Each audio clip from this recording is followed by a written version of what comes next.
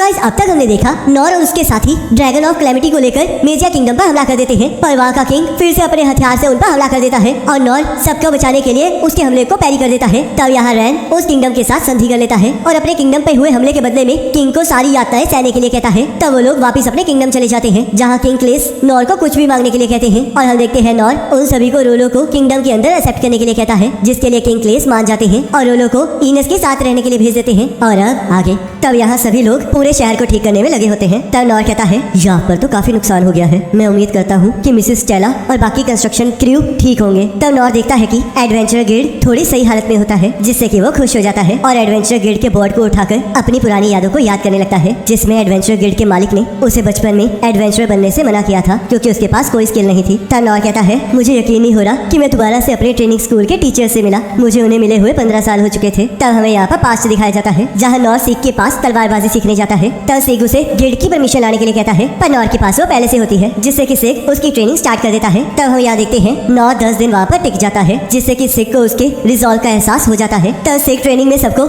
एक बहुत बड़े आयरन के गोले का सामना करने के लिए कहता है, पर हम देखते हैं सभी लोग उस चीज से डर रहे होते हैं। तब नॉर आकर अपनी तलवार से उस आयरन के गोले को साइड कर देता है, जिस वजह से उसके एक हाथ की हड्डी टूट जाती है। तब सिख कहता है चाहे तुम्हारी हड्डी क्यों ना टूट जाए, पर तुम्हें तलवार को नहीं छोड़ना है, क्योंकि दुश्मन तुम्हें दूसरा मौका नहीं देगा। तब ये सुनकर नॉर उसी टाइम तलवार उठा लेता है और लड़ने के लिए तैयार होता है। तब सिख सोचता है इसकी बॉडी और माइंड अपनी लिमिट तक पहुंच गए हैं, पर फिर भी इसकी आंखों के अंदर का जज्बा खत्म ही नहीं हो रहा। ये आगे चलकर पक्का बहुत कमाल का तलवारबाज बनेगा। तब थोड़े दिनों बाद नॉर सिख को उसे नई स्किल सिखाने के लिए कहता है। तब सिख कहता है ये चीज इस चीज पे डिपेंड करती है कि तुम्हें नई स्किल कब मिलेगी। तब नॉर कहता है तो आप प्लीज मुझे ये दिखाइए कि अगर मैं ट्रेनिंग करता रहूंगा तो मुझे किस तरह की स्किल्स मिल सकती हैं। तब सिख हवा में बहुत सारे पत्तों को उड़ा देता है और एक ही बारी में उन पत्तों को काट देता है, जिससे नॉर बहुत ज्यादा हैरान हो जाता है और कहता है ये टेक्निक तो सच में बहुत कमाल की है, मैं तो कुछ देख ही नहीं पाया। ये टेक्निक इतनी फास्ट है कि मुझे भी इसे अपनी स्वॉर्ड के साथ करने में प्रॉब्लम होती है, तो आखिरकार इसके जितना लड़का क्या ही इसे देख पाएगा। आप पूरे टाइम एक ही रिदम में रहे थे और आपने बहुत ही शानदार तरीके से सभी पत्तों को काटा था। मुझे यकीन नहीं हो रहा कि इसने इतना सब कुछ नोटिस कर लिया। मुझे पूरा यकीन है कि अगर ये लड़का अच्छे तरीके से ट्रेनिंग करेगा तो ये मुझसे भी आगे निकल जाएगा। पर हम देखते हैं 2 महीने की ट्रेनिंग के बाद भी नॉर सिर्फ पैरी करना ही सीख पाता है। तब 3 महीने बाद सिख नॉर को ट्रेनिंग देने से मना कर देता है और उसे ये एहसास दिलाता है कि वो सिर्फ पैरी से तलवारबाजी नहीं सीख सकता। तब सिख कहता है तुम्हें किसी और जगह पर जाना चाहिए, शायद बाकी ट्रेनिंग स्कूल्स तुम्हारे अंदर से तुम्हारा टैलेंट बाहर निकाल सके। तब नॉर अगली ट्रेनिंग के लिए डंडाक के पास चला जाता है। तब डंडाक कहता है क्या तुम्हें पूरा यकीन है कि तुम यहाँ पर ट्रेनिंग करना चाहते हो? मेरे स्वॉर्ड्समैन इंस्ट्रक्टर ने कहा है कि मुझे अलग स्कूल को ट्राई करना चाहिए।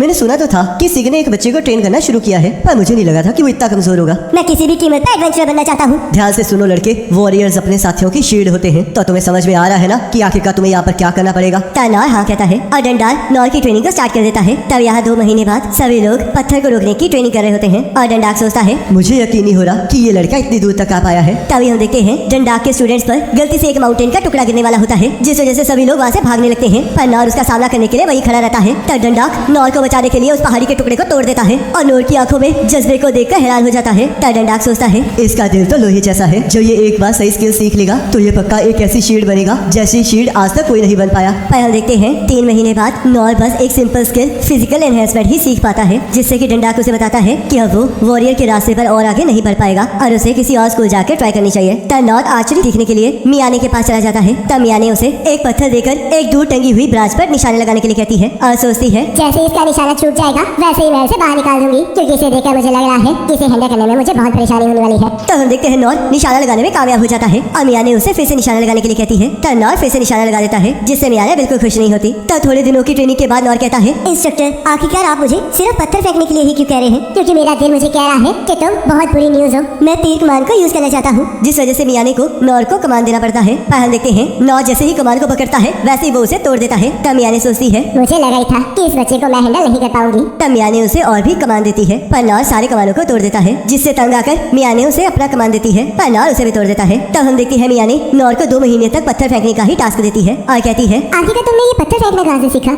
ये मैंने सीखा नहीं है, बल्कि मैं तो इससे माउंटेन्स पर चमकदार बर्ड्स को पकड़ा करता था। क्या ये मजाक कर रहा है? क्या इसने सच में थंडर फ्लैशेस को पकड़ा है? उसे पकड़ने में तो अच्छे खासे आर्चर्स भी फेल हो जाते हैं, पर मुझे क्या है, मैं तो उन्हें आंख बंद करके भी पकड़ सकती हूँ। तब 3 महीने बाद मियाने नॉर को वहाँ से जाने के लिए कहती है, क्योंकि वो कमान को पकड़ना अभी भी सीख नहीं पाता और सोचती है आखिरकार इसने आर्चरी क्यों सीखनी है, ये तो उसके बिना भी बहुत अच्छा निशाना लगा सकता है। तब उसके बाद नॉर स्पाई की ट्रेनिंग के लिए क्रॉक्स के पास चला जाता है, जहाँ क्रॉक्स अपने स्टूडेंट्स को अंधेरे में दबे पाँव अपने पास आने के लिए कहता है। तब वो नोटिस करता है कि नॉर इसमें बहुत अच्छा है, पर नॉर फिर भी क्रॉक्स को नहीं छुपाता है। तब क्रॉक्स अगले टास्क के लिए सभी को ट्रैप से बचकर एक ट्रेजर मैजिक बॉक्स खोलने के लिए कहता है। तब यहाँ सभी लोग अपने मैजिक से ट्रैप्स को ढूंढने की कोशिश कर रहे होते हैं, पर हम देखते हैं नॉर भागते हुए सभी ट्रैप्स को एक्टिवेट करने लगता है और उन सभी से बचते हुए आगे बढ़ रहा होता है। तब क्रॉक्स कहता है, ये तो बहुत कमाल का है, पर जो ये सब कुछ कर रहा है ये सब गलत है। तब 3 महीने बाद क्रॉक्स कहता है, तुम ना ही ट्रेजर ट्रैप को डिसआर्म कर पाए हो, ना ही कोई लॉक खोलना सीख पाए हो, ना ही किसी की प्रेजेंस को डिटेक्ट करना सीख पाए हो, और ना ही किसी पर नजर रखना सीख पाए हो, जिस वजह से तुम एक स्पाई नहीं बन सकते। पर मुझे एक चीज माननी होगी कि इसकी जैसी विल पावर किसी के पास नहीं है। अगर इससे कभी भी एडवेंचर बनने के सपने को त्याग दिया तो मैं इसे रॉयल इंटेलिजेंस डिवीजन में रिक्रूट कर लूंगा। तब यहाँ नॉर जादू सीखने के लिए ओकन के पास चला जाता है, पर हम देखते हैं 2 महीने की ट्रेनिंग के बाद भी नॉर कोई मैजिक सीख नहीं पाता। तब ओकन कहता है, मुझे लगा ही था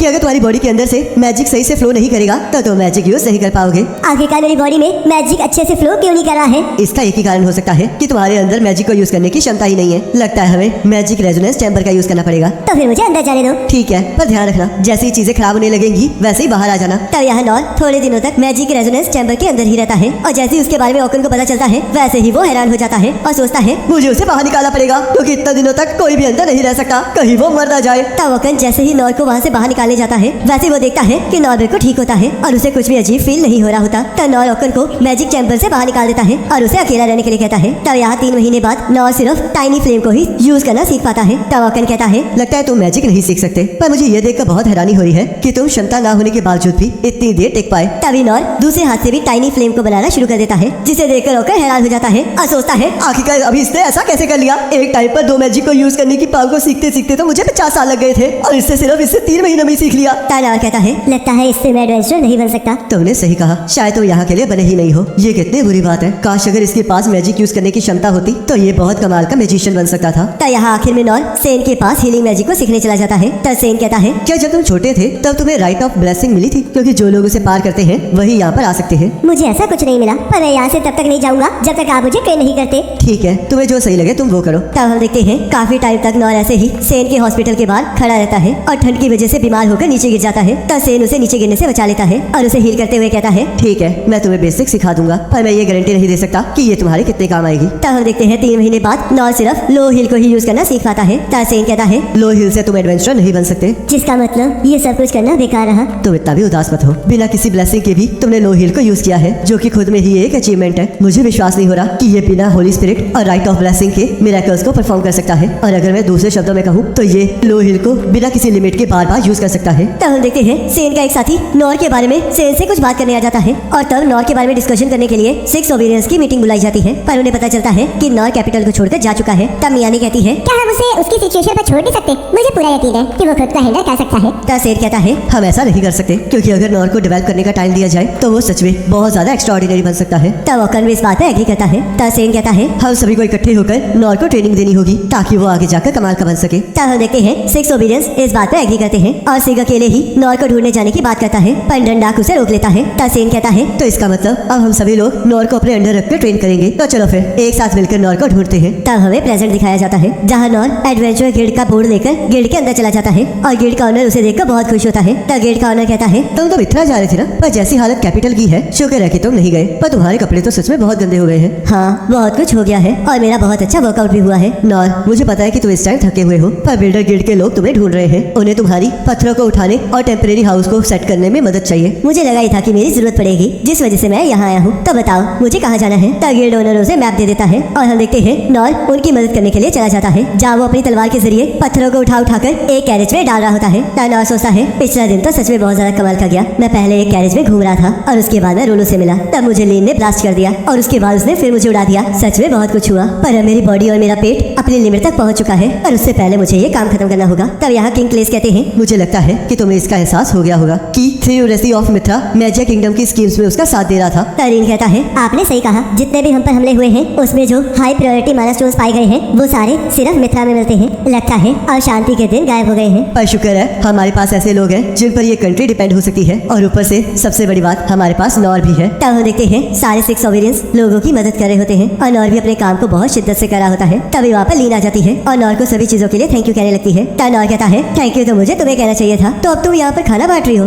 आपने सही कहा और इसके साथ साथ मैं जख्मी लोगों को भी ठीक कर रही हूँ, तो आप भी यहाँ पर रेस्टोरेशन में मदद करने आए हैं। सही कहा। तभी नॉर के पेट से आवाज आने लगती है और लीन उसे खाने का एक ब्रेड देखकर चली जाती है। तब नॉर सोचता है, लगता है हमेशा लोग ही मेरी मदद करते रहेंगे, चलो फिर अपना काम स्टार्ट किया जाए। मानना पड़ेगा कि ये तलवार सच में कमाल की है, पर अब जब मैं इसका ओनर हूँ तो इसे ज्यादा एक्शन एक्सप्लेन करने को नहीं मिलेगा, पर फिर भी मैं एक ऐसा एडवेंचर बनना चाहता हूँ जैसी कहानियां मुझे डैड सुनाया करते थे और उन एडवेंचर्स पर जाना चाहता हूँ। तब एक पर्सन नॉर को दूसरी जगह पर मदद करने जाने के लिए कहता है, पर तभी नॉर देखता है कि उस पर्सन के ऊपर एक बिल्डिंग गिरने वाली होती है और नॉर उस बिल्डिंग को पैरी करके उस पर्सन को बचा लेता है और कहता है चलो अब अपना काम स्टार्ट किया जाए। और गाइस इसी के साथ आई पैरी एवरीथिंग का सीजन खत्म हो जाता है। अब गाइस आप मुझे कमेंट करके जरूर बताना कि आपको ये वाला सीजन कैसा लगा। बाकी अगर आप मांगा एक्सप्लेनेशन में इंटरेस्टेड हो तो आप हमारे सेकंड चैनल को फॉलो कर सकते हो, जिसका लिंक आपको डिस्क्रिप्शन में मिल जाएगा। बाकी नेक्स्ट सीजन का लिंक आपकी स्क्रीन पर आ रहा होगा, उस पर क्लिक करके अगले सीजन को देख सकते हो।